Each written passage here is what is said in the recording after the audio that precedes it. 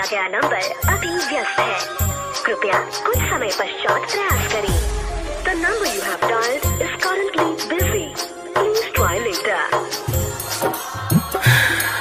मोहब्बत न रही इस जमाने में, क्योंकि लोग अब मोहब्बत नहीं मजाक किया करते इस जमाने में। अखिया लड़ैलू बतिया बढ़ैलू करे के सिखैलू प्यार, अखिया लड़ैलू बतिया बढ़ैलू करे के सिखैलू प्यार। अरे बीचे रहिया में छोड़ गइलू गलती कर रहे हमार कि दिलावा तोड़ दिहले रे पगली छोड़ दिहले कि दिलावा तोड़ दिहले रे पगली छोड़ दिहले।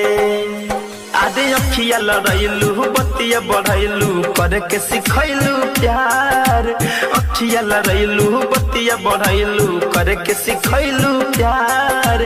बीचे रहिया में छोड़ गइलू गलती कर रहे हमार कि दिलावा तोड़ दिहले रे पगली छोड़ दिहले कि दिलावा तोड़ दिहले रे पगली छोड़ दिहले। Sound recording studio live video.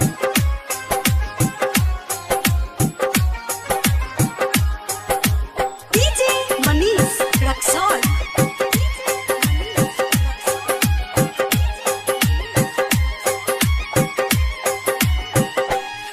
हरे पहले रहले वादा तोहरा के ना भुलाई, अरे जान हाँ पहले रहले वादा तोहरा के ना भुलाई।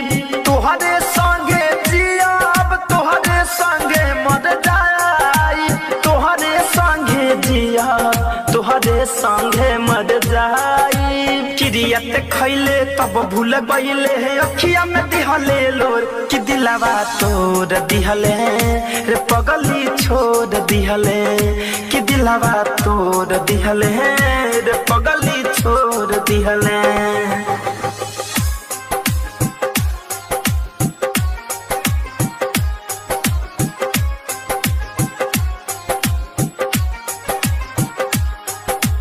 DJ Manish Raksol.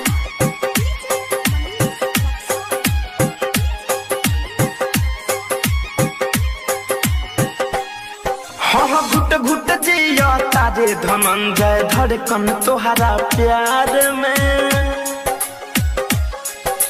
घुट घुट जिया तारे धनंजय धड़कन तोहरा प्यार में। संतोष तिवारी कहे धोखा खइबे तेहू प्यार में, विवेक सावन कहे धोखा खइबे तेहू प्यार में। ठीक नहीं कइले दिल तोड़ी गइले टुकड़ा के हजार कि दिलावा तोड़ दिहले रे पगली छोड़ दिहले कि दिलावा तोड़ दिहले